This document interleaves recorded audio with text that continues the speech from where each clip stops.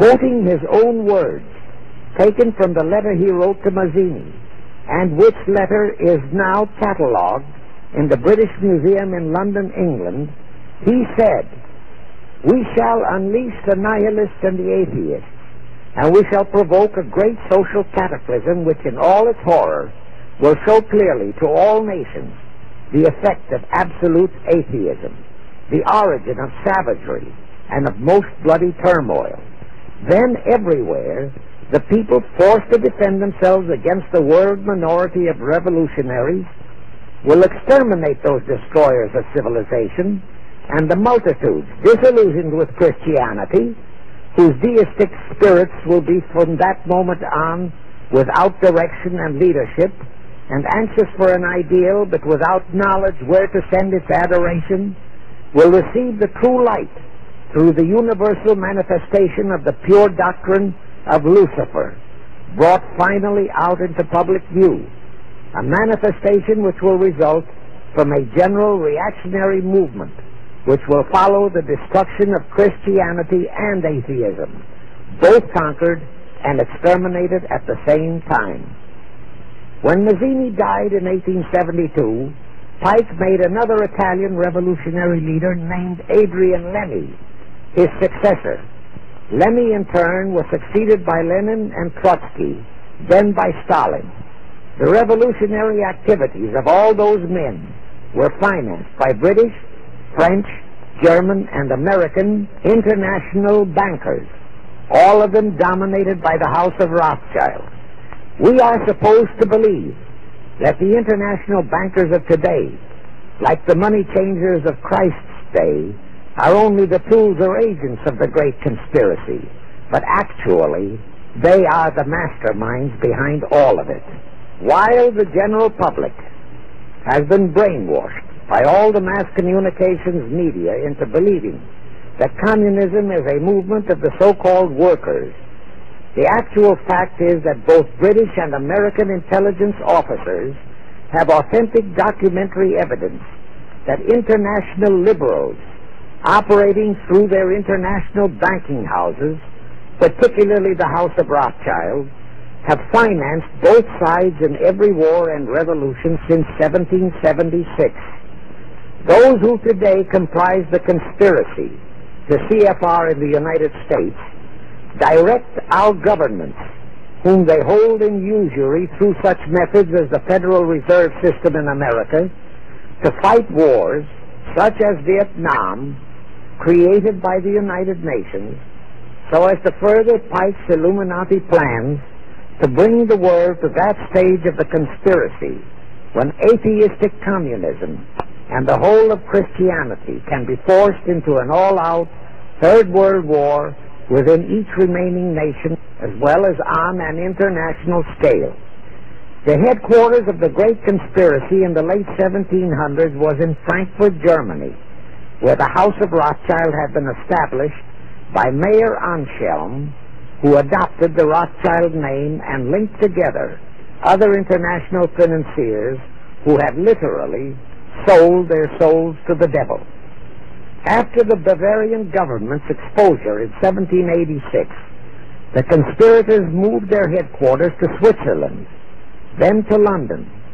Since World War II, after Jacob Schiff, the Rothschild's boy in America, died, the headquarters of the American branch has been in the Harold Pratt Building, New York, and the Rockefellers, originally protégés of Schiff, have taken over the manipulation of finances in America for the Illuminati. In the final phases of the conspiracy, the one-world government will consist of the King Dictator, head of the United Nations, the CFR, and a few billionaires, economists, and scientists who have proved their devotion to the great conspiracy. All others are to be integrated into a vast conglomeration of mongrelized humanity, actually slaves. Now let me show you how our federal government and the American people have been sucked into the one-world takeover plot of the Illuminati great conspiracy. And always bear in mind that the United Nations was created to become the housing for that one world so-called liberal conspiracy. The real foundations of the plot for the takeover of the United States were laid during the period of our Civil War. Not that Weishaupt and the earlier masterminds had ever overlooked the New World.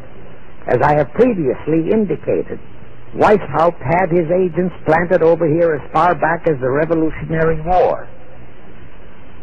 But George Washington was more than a match for them.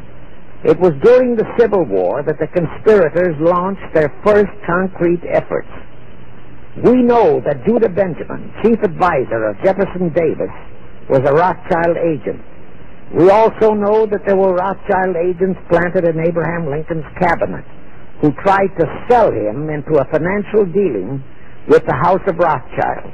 But old Abe saw through the scheme and bluntly rejected it, thereby incurring the undying enmity of the Rothschilds, exactly as the Russian Tsar did when he torpedoed their first League of Nations at the Congress in Vienna.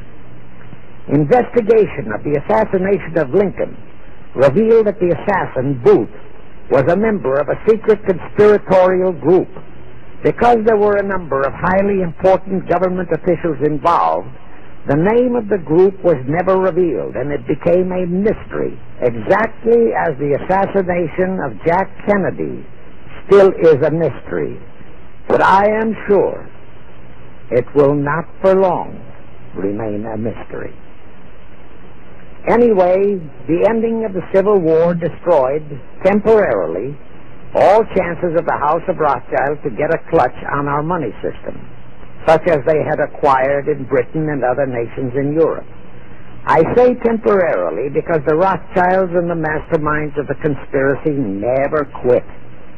So they had to start from scratch, but they lost no time in getting started. Shortly after the Civil War, a young immigrant who called himself Jacob H. Schiff arrived in New York. Jacob was a young man with a mission for the House of Rothschild. Jacob was the son of a rabbi, born in one of Rothschild's houses in Frankfurt, Germany. I won't go deeply into his background. The important point is that Rothschild recognized in him not only a potential money wizard, but more important, he also saw the latent Machiavellian qualities in Jacob that could, as it did, make him an invaluable functionary in the great one-world conspiracy. After a comparatively brief training period in the Rothschilds' London bank, Jacob left for America with instructions to buy into a banking house, which was to be the springboard to acquire control of the money system of the United States. Actually, Jacob came here to carry out 4 specific assignments. Number 1, and most important, was to acquire control of America's money system.